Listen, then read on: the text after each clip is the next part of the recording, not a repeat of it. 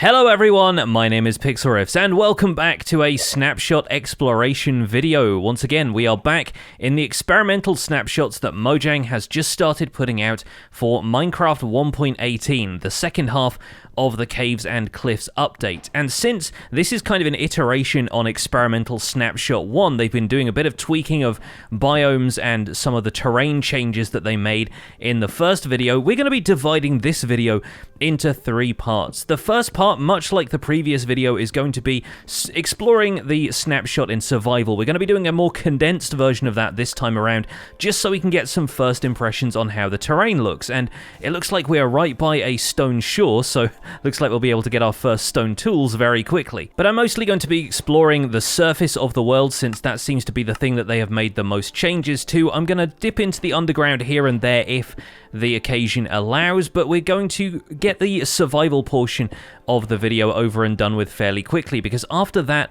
I want to do some side-by-side comparisons of world seeds so we can really get a better look at what has changed from Experimental Snapshot 1 to Experimental Snapshot 2. And then in the third chunk of the video we're going to be looking at some of the other stuff that has changed along with this update, because there are a few technical changes that I think you folks might be interested in. Now, I'm already seeing some sheep over here, which is good, means we can get a bed and it makes exploring a little bit easier. I'm also noticing that we're not immediately seeing any of those giant hills, and it'll be interesting, once again, to compare this version of the world in Snapshot 2 with the world from Snapshot 1. We're going to be taking the same world seed. I'll put that there on screen. I'll put it in the description of the video in case you wanted to play survival in this world yourself, but it seems like we are in a fairly chill swamp, and the fact that we're in a swamp at all means that they have fixed a bug from the previous snapshot that was preventing swamps from spawning in the first place. I've got some food cooking in a furnace further down the slope, and I picked up a poppy so I can dye my bed the traditional red color. But from here, we're not seeing any of the sweeping, large landscapes that we saw immediately in the last snapshot. And once again, that may just be the world seed at work, but we're also seeing quite a low, flat swamp, and it seems like the biome placement has been sorted out slightly. We're not seeing quite the patchwork of biomes that we were in the previous snapshot. If I look at the F3 debug, you'll notice this is actually classified as an extreme hills again. These were renamed to mountains in a previous update, but have kind of been named back again since mountains are their own separate thing now and are comprised of multiple sub-biomes. And honestly, just navigating through the swamp and seeing a relatively flat plains biome area beyond it kind of gives me more confidence that the terrain is going to feel a little bit more consistent and have some variety left in it, but obviously maybe not quite the extremes of terrain that we saw in the last snapshot. The feedback I saw in the comments was that a lot of people said they liked working with terrain, but a lot of people also said they preferred starting with a flat area. And to be honest,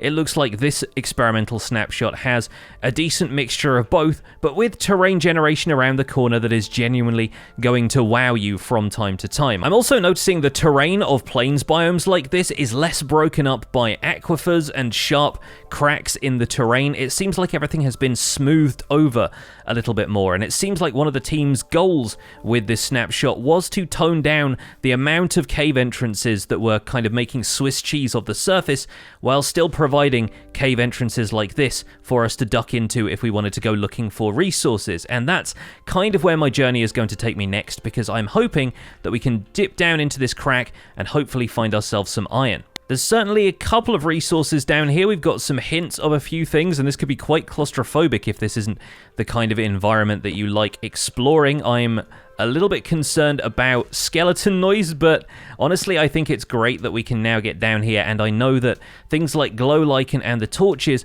are going to be working in our favor to stop mob spawns. More on that a little bit later, but the mob spawning rule has remained in place from the last experimental snapshot, and mobs will only spawn in complete darkness in Experimental Snapshot 2 as well, with one major exception, which, like I said, we will get to a little bit later. But the caves underground still feel fresh and new and exciting. I found a little patch of iron here, which I'm going to turn into my first iron pick and my first shield, both kind of crucial elements of the early game here. Let's grab a little bit more food while we're down here. I think I probably need to sleep to make sure the surface remains safe. Yep, there we go. Getting our sweet dreams, ticking off these early game advancements, and let's see how far we can get when we return to the surface. Well, this is fine. Looks like there are a few lava sources coming down from the hillside here, and yep, this looks like another extreme hills section of terrain to me. I'm going to do a bit more exploring of the surface, pausing briefly to admire the fact that emerald ore is generating naturally around here, and let's see if we can go in search of something a little bigger. Well, I think this will do. This is really quite giant, and one thing I've noticed so far as we've been scouting this terrain is a lot of the cliffs seem to be very vertical. There's some quite sheer terrain around here, which, I don't know, maybe makes things look a little bit too boxy compared to some of the stuff that we saw in the previous snapshot. It seems to have gone from like rolling but tall hills to almost the opposite, where there are more of these squared off cliffs and harsh angles. And I'm not certain that I like that, but that may just be once again something that the team needs to tweak a little bit in their iterations on this snapshot. Yeah, there's stuff like this, which looks quite impressive, but if not for the occasional pillars of dirt towards the bottom of this, rounding it out would say chunk error to me more than natural terrain formation. But I don't know, maybe they're going for something a little bit more striking and different with this experimental snapshot. We'll see what else they can produce as we explore here. Yeah, so far from this experimental snapshot, what I'm finding is that the terrain feels a bit more like a blend of current Minecraft world generation and these occasional extremes that we were getting from Experimental Snapshot 1 for 1.18, but also that snapshot's approach to the blending of biomes, because right here we've got a fairly small patch of jungle. I've noticed jungle being a little bit more frequent. This is obviously a bamboo forest jungle variant. Yeah, there is this wide open stretch of what I presume is all river. There's salmon swimming around in there, and it seems to be fairly deep, and then that jungle tree there seems to have generated right on the boundary of that swamp biome as it transitions into the jungle there. Swamps and jungles don't neighbor each other very often in current Minecraft terrain generation, or if they do, it rarely results in areas like this where a jungle tree has generated almost entirely in what looks like a swamp biome over there. Yeah, so far a lot of the taller terrain seems to have generated along with biomes that you would expect it to generate with in current Minecraft world gens. So you got stuff like savannas having that shattered savanna plateau variant, and we had some extreme hills back there as well. It looks like beyond the shattered savanna though, we might actually be seeing some more regular mountain generation. So let me hop up onto this hill and see what's behind here. Oh, hello. Just coming down off these mountains, we have a desert village in front of one of the coolest looking mountain plateau kind of things I've seen, and that looks to me like it is that a sunflower plains? I think those tall flowers on the ridge there are sunflowers. Yeah, this is really interesting. The desert kind of slopes up towards this, so this is a bit more of that terrain gen we saw in the last snapshot where the biomes can kind of have terrain height independent of the biome variety, and so that's quite cool. And yes, we have a sunflower plains up here amidst this jumble of plains terrain and rocky outcroppings. Let's see if we can ride this waterfall up and get to the top of this. Well, this is quite an interesting view on the opposite side of this, and yet we are standing at, what is this, Y149? So yeah, around Y155 is where this area kind of caps out. We've got an ocean biome down there. This, I would assume, is a beach, but something about the terrain here, once again, has generated all of those flat faces in all of the cliffs, and those just seem highly unnatural to me. And all these cliff formations along the ocean feel so weirdly kind of computerized and artificial as a result. Let's see if we can make it down into that river, because I want to cross the swamp and do another quick sweep of the area beyond this to see if we find anything else that is worthy of our attention. Maybe it's just this world seed, but I'm finding a lot of swamps now, and it may be that the swamps weren't in the previous snapshot, but I feel like they're almost overcompensating, or dare I say over-swampensating, for the lack of them in the previous snapshot, because now it's every other biome I come across. We are walking towards a pretty tall birch forest biome there with some flower forest kind of mixed in around the edges, but once again, feels like it has been carved through by One Punch Man or something, because we've got this enormous flat cliff around the outside, which, yeah, doesn't really appeal to me so much. Yeah, this feels like a cross-section of a mountain that should have generated here but was cut off by something. I kind of like the...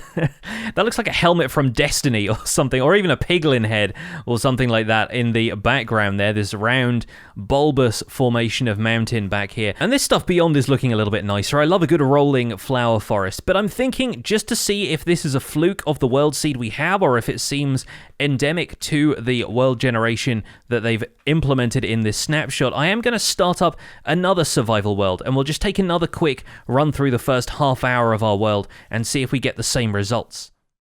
Here we go, back in a new world, and already we have a slightly more interesting spawn. We're in a tiger biome, there's an archway right there kind of leading into multiple levels of water. That's one of the things I really like about them implementing local water levels, is that sometimes you get these really neat switches between levels of water, and it'd be perfect for creating like a system of locks if you wanted to create an artificial canal. It's kind of perfect inspiration for that. Yeah, look at this. It's really interesting to see a lake form here, and then the river, I think, assuming that is sea level, forming a little bit lower down. And I like that. You could almost turn that into a feature if you wanted to break the dam here and let all of the water flow on down. Let me grab my first stone for tools, though, and then we'll go out exploring. And right away, I've spotted this azalea tree right on the edge of the dark oak forest and the spruce forest border. But you'll notice there doesn't seem to be any more of the lush cave generating on the surface. That seems like a deliberate change. Mojang has prevented some of the lush caves from interfering with surface generation, although the changelog says that they will start to appear around cave entrances because it still feels cool that the lush cave is spilling out. I spotted this patch of coal down here only to find that it led into a tiny kind of cave dugout, and I think from here we'll try and explore down into this aquifer. Oh, via a geode. All right, well, this seems like an interesting way to get underground, but we might as well explore it. Wow. Oh my goodness, that's cool. Okay, we probably have a little bit of lush cave generation around the outside of this, but for now, a spore blossom has naturally generated on the ceiling inside a geode. That right there is quite some accident of world generation, and I love it. Now let's see if we can dig out the side of this a little more, and maybe this will lead us into a lush cave. And I'm hearing a bat in this direction, so I'm going to try and dig towards the bat. I think I'm... Oh, hello. Yes! Oh, we've made it! We've made it into the lush cave. Well, joyous though this occasion is, I'm probably going to just grab a little bit of food here and make my way back to the surface if we can. I'm going to grab a few... Oh, and I will need the food because I'm about to be attacked by a skeleton. There we go. Oh, dealt with the skeleton. That was rough going for a moment there. But yeah, I don't think we need to explore too much of the lush caves, even though they are obviously a highlight of this update. I feel like lush caves aren't going to have changed all that much. I don't think the cave generation has been altered a great deal in this snapshot. It is much more about what the surface is doing to accommodate some of the cave biomes now. So I'll grab a few more glowberries just so I can regain a bit of health. I will not be spending too much time close to the zombies, but here is actually something that I wanted to talk about, and I'm glad that we have found one because amazingly inside this lush cave here right next to this mine shaft we have a zombie spawner. Now the cool thing is zombie spawners, despite this one being incredibly well lit, are actually going to be able to spawn mobs in higher light levels. This is kind of a reaction to people thinking mob spawners were a little bit nerfed by the changes in the last experimental snapshot. Well, right now it does feel like the light level is a little high. I have a bunch of torches around the room here. Thanks for the potato, by the way. And we're still getting spawns like just outside the spawner around here. I do think it's kind of fun for these spawners to present a little bit more of a challenge to players.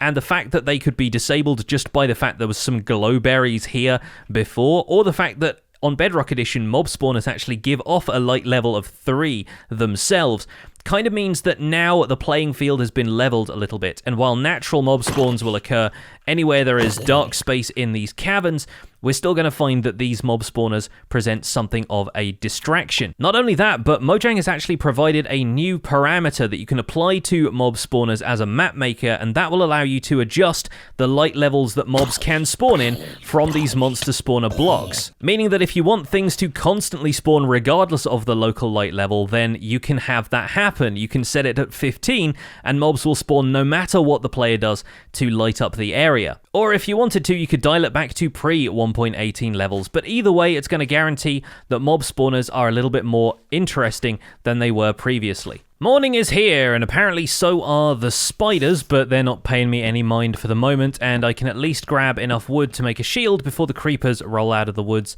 and get me. So I'm going to do a little bit more exploring of the overworld here, just to make sure that we've seen everything we need to see about the terrain. I thought you were peaceful, excuse you! Once again, we are not seeing the extremes of terrain that we saw in the previous snapshot, although cave entrances like that are always fun to find, and it seems like the river width has been adjusted more permanently, so areas like this where rivers kind of combine and merge and become a larger thing are actually relatively common when rivers are found, which is good, because I think rivers honestly suffer from being too thin in places. It's not really a great environment to make a squid farm or a drowned farm when you're only working with a small patch of water, or the river biome itself runs up onto the banks of the surrounding terrain, and you have to remove a lot of terrain to really be dealing with a river at all. Here is the seed, by the way, for our second world, where I've not done a huge amount. There are some interesting cave entrances here and there, although most of them seem relatively shallow, and I'm wondering if we're about to pop out near an ocean at any point, because the beaches are apparently slightly tweaked in this snapshot as well. Well, no beaches, but instead birches, and there is one of those combined mesa, plateau,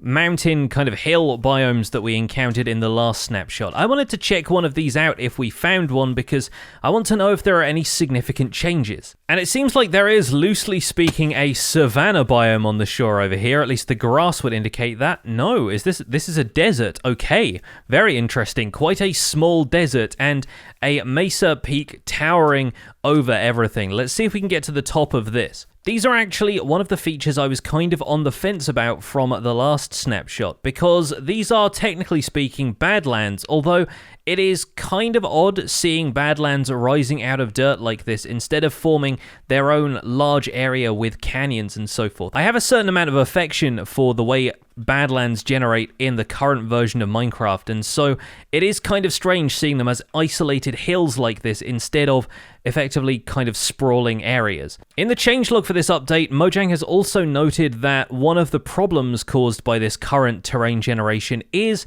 that mesas no longer generate as much red sand around the base of them, because it's actually kind of blending in with the plains biomes and deserts and other areas around here. So red sand is currently very difficult to get hold of in these worlds, even more so, and it was a rare block in the current terrain generation. I have actually found a little patch of it down here leading down into this cave underneath the flower forest, where the Badlands terrain still seems to have kept a hold on the landscape, and there's a little bit more down there as well, but it seems like it doesn't really generate at higher elevations. So I think a little bit more tweaking is going to be required for the Badlands to kind of keep the resources and the grandiose nature of them that they had in current world generation. This is what I'm talking about with the changes to beaches, though, because some areas will have larger beaches, but some areas will actually have no beach at all, and this seems to be one such area. There doesn't seem to be any sand along this coastline. It is just forest,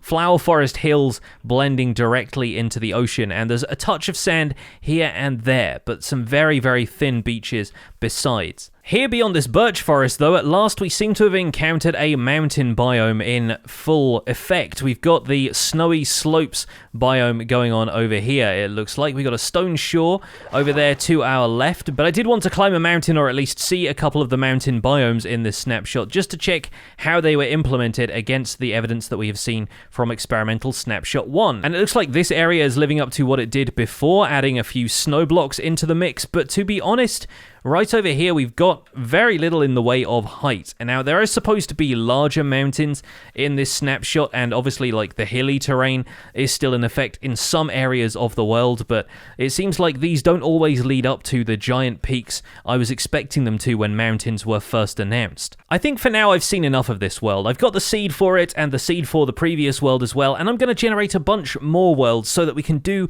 side-by-side comparisons of these seeds and really see how things have changed between Experimental Snapshot 1 and this Experimental Snapshot 2 that we're playing right now. So this was the first world we generated in the video. The left-hand side is Experimental Snapshot 1, the right-hand side is Experimental Snapshot 2, and weirdly, even though swamps were having trouble generating in Experimental Snapshot 1, this world seed did spawn me in the same swamp that I spawned in Snapshot 2. So clearly there is some kind of issue at play here with swamp generation, but it was working okay in both versions for this location specifically. There's a little bit of a difference in the material composition of the area and the way some of the terrain is shaped.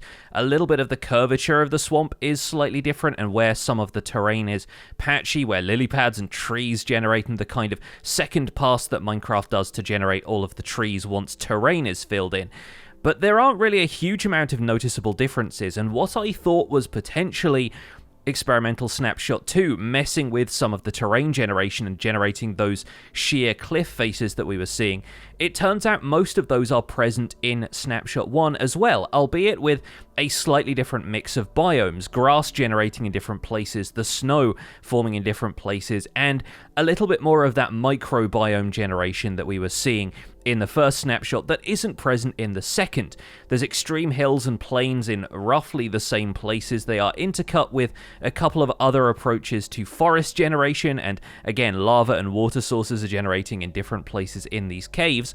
And I'm sorry that I wasn't able to fly around in exactly the same way for both pieces of footage, so occasionally we tend to deviate from the path I took when I recorded the first one compared to the second, but hopefully some of the bigger landmarks should stand out to you. Like these weird formations of sand and stone generating on this beach here, they do seem a little bit artificial in both versions of the snapshot, so I'm not certain if that is something the team is still working on, if it was just something quirky about this world seed that generated the terrain weirdly, but as we'll see in the next few worlds, this is by no means typical of snapshot world generation in these snapshots. It just seems to be some kind of weird fluke with this world at the time, which is frankly quite reassuring, because I didn't want the world to be all kind of herky-jerky chunk error looking shapes in the terrain. This is the second world we generated, the one where we had our Lush Cave adventure, and right here you can see on the left hand side with the Snapshot 1 footage, the Lush Cave breaching the surface a little bit and making it fairly obvious in that one chunk where there is a Lush Cave while the one on the right does not.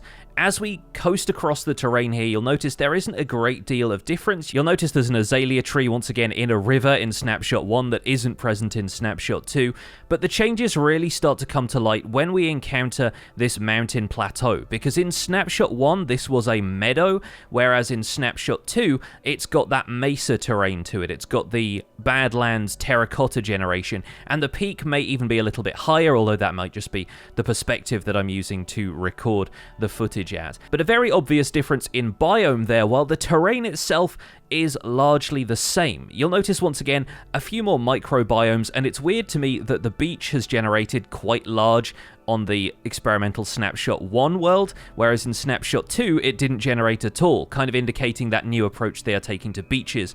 The stone shore across the river, by comparison, is much larger in Snapshot 2, so that clearly indicates that they are widening some of those shorelines and beach biomes in the second snapshot, but just kind of playing around with how often they generate. I decided to fly around in this world a little bit more than I had actually explored on foot, and I came across a really cool jungle feature in Snapshot 1 where there's a basin of water that kind of empties out into a lush cave that has breached the surface, and I decided to come back to this location in Snapshot 2 to see if the same thing had generated, and it has, but in Experimental Snapshot 1 the hole in the ground is much larger than it is in Snapshot 2, so while you'd still clearly find this feature in Snapshot 2, and it still leads down to this wonderful mineshaft environment with all of the different like maze-like walkways down there, the entrance to it is a little bit more subtle in Snapshot 2. It doesn't create such a giant crater there on the edge of the jungle.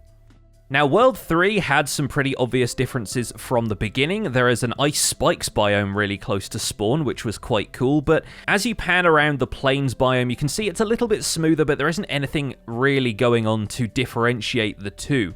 A lot of the biomes are spawning in pretty similar places. You've got a spruce forest leading into a mega taiga, a couple of irregular oak and birch forests as well. There's nothing really leaping out to me at this point to say that these two are significantly different. The terrain height seems largely the same. There isn't a great deal where the terrain has been kind of pushed down in Snapshot 2, and it seems like they are still trying to keep some of the extremes of terrain relatively consistent between the two snapshots. They're not choosing to respond to player feedback by completely flattening out the mountains that people said that they would enjoy building in. And cave generation is supposed to have changed slightly to make like cheese caves on average a little bit smaller, but you're still finding massive expanses underground that don't seem significantly different between the two. There's a couple of slightly larger chunks of rock in these, a slightly larger rock walls, and the pillars maybe a little bit thicker and a little different, but honestly there is not much that's different about these two cavern spaces. Exploring the rest of the world, I ran across a mountain biome that actually led up through one of the mountain groves, those colder taiga biomes that are appearing, into one of the mountain peaks that has blue ice on it. I think they're lofty peaks. And aside from a couple of water sources and caves generating in slightly different places, this honestly felt like the same mountain. There are larger cave entrances that have been kept through the changes into Experimental Snapshot 2, and it does seem like, generally speaking, the mountain has generated in much the same way, albeit in Snapshot 2 it had a village. Now this next snapshot was a bit of a weird one. It threw me a curveball because the spawn locations were completely different, and I was trying to follow the same route I had taken in Experimental Snapshot 1 when I loaded it in Snapshot 2, and the landscape looked completely different. So for a second I was bamboozled and I thought, okay, it has a chance to generate completely different terrain.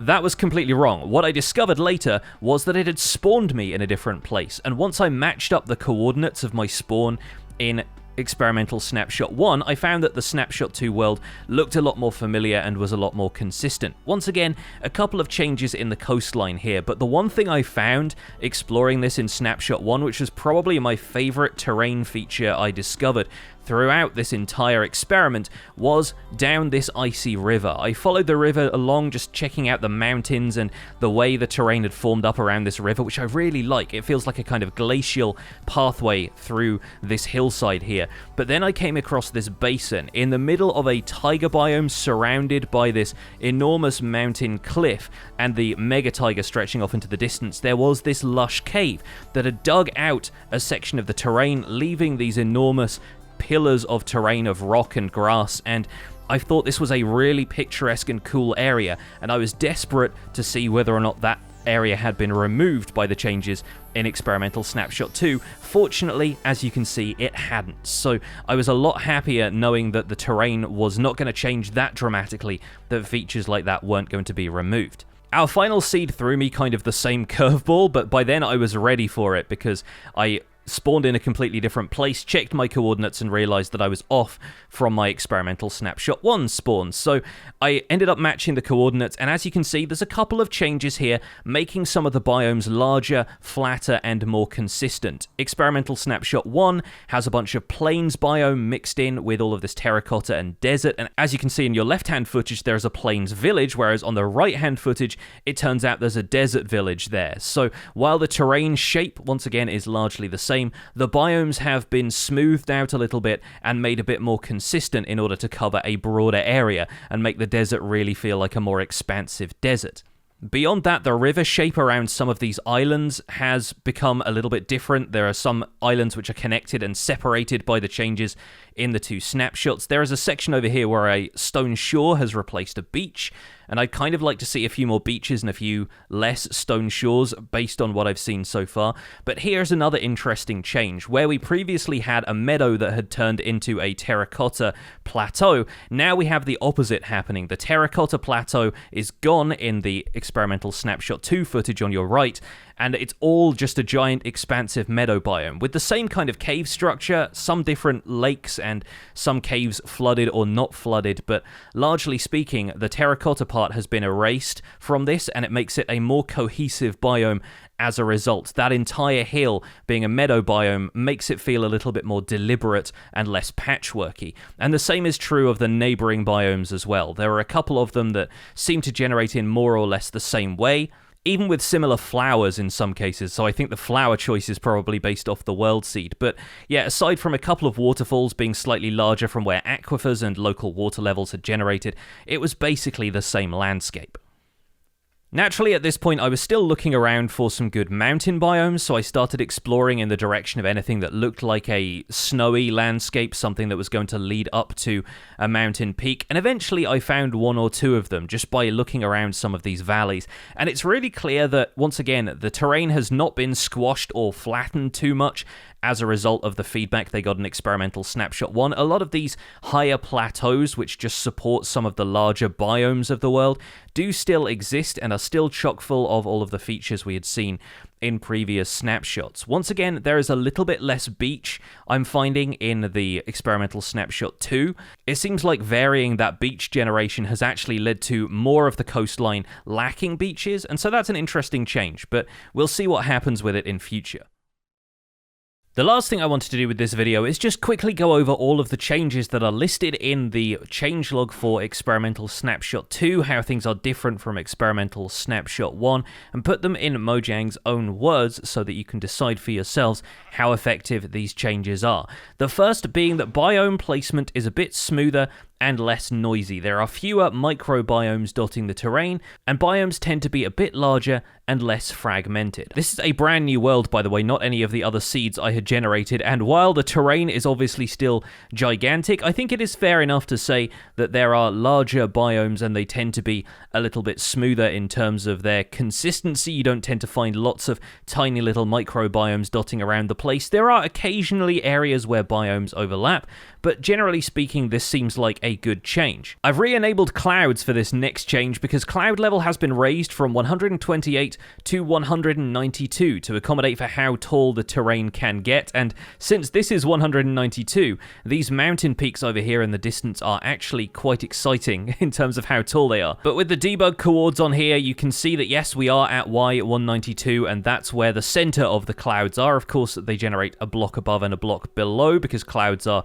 typically fairly tall if you play with fancy clouds enabled. Generally speaking, I switch clouds off in my worlds, but it is kind of cool to see them passing through this terrain. Speaking of mountain biomes, the old mountain biomes, the ones that were previously named Extreme Hills, have been renamed back to Extreme Hills. We touched on this earlier in the video, but according to the changelog, that is mostly to reduce people getting confused when they use the /locate biome command to find the new mountains and end up in older mountain generation. Skipping ahead here because we happen to be here at the moment, the increased height of mountain peaks is pretty evident. This mountain reaches about Y254. Standing on this mountain in creative mode, we are at Y255, which was the previous world height of a world. Obviously now worlds can go up to 320, and mountain peaks are supposed to reach up to 220 to 260 in that sort of range. Rarely, but it can happen, and as you can see, this one happened to me really close to our spawn point, so it's pretty safe to say that we'd find this mountain fairly quickly. While I think it's a good thing that mountains are taller, I think it's also a good thing that they don't reach the full height of the world, because even when you found a mountain like this,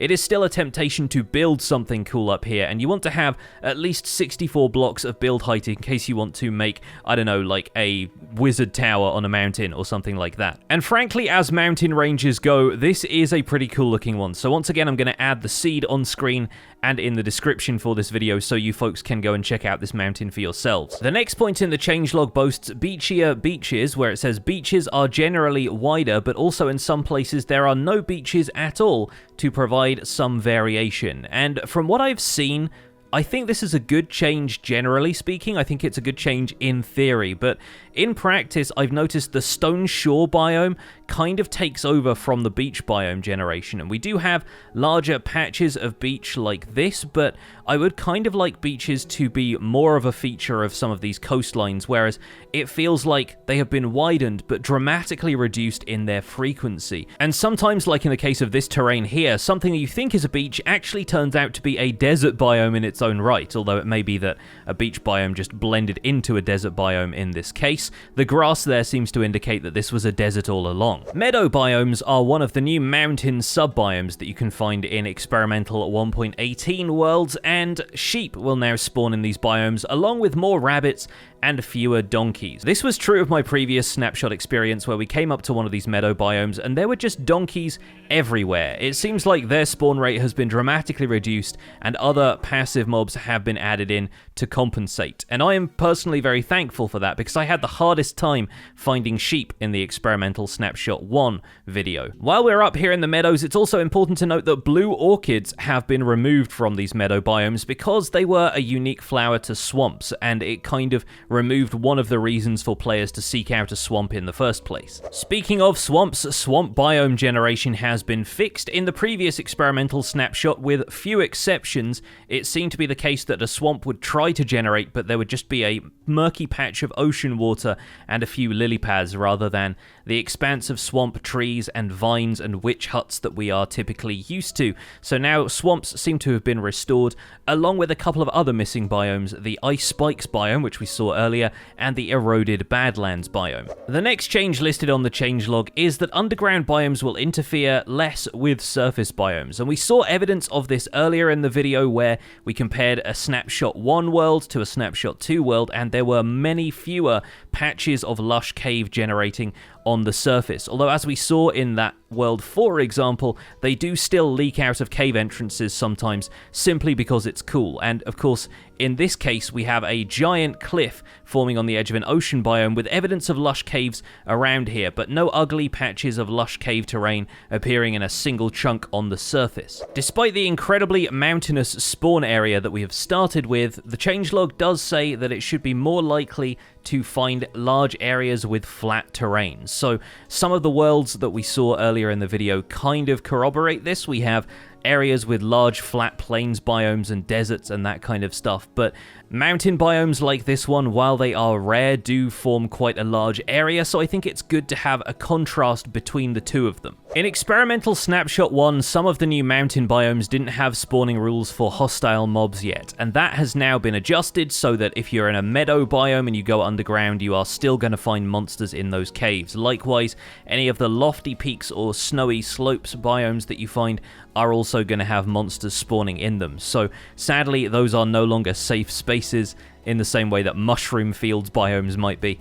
Although it's still worth exploring in mountains, because they can generate some pretty impressive cave structures. Returning briefly to meadow biomes, they seem to have taken a leaf out of plains biomes generation and included the chance for a lone tree to spawn on a meadow biome, which will more likely than not contain a bee's nest. At higher elevations, terrain has a higher chance to spawn resources like coal and iron, and emeralds can now be found in some of the newer mountain biomes as part of natural generation. Unfortunately, so can infested stone blocks that contain silverfish, so they are carrying on the legacy of the previous Extreme Hills mountain generation by becoming death traps for anybody who doesn't like silverfish. The huge ore veins that were added in previous snapshots are now slightly more frequent, since some players were apparently finding them quite difficult to discover.